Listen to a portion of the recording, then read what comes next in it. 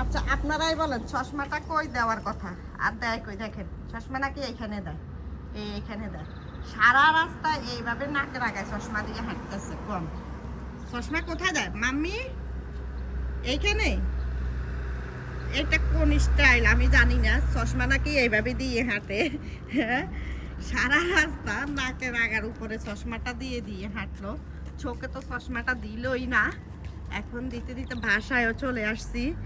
এই যে বাসা, আর এই যে তার চশমা দেওয়ার স্টাইল। আবার দেখো তো স্টাইলটা, এই যে দেখেন এটা নাকি স্টাইল। হাত ছাড়ো, হাত ছাড়ো। ইয়াস, এখন ঠিক হয়েছে না মাম্মা? এই দেখেন চশমা নাকি এইখানে দেয়।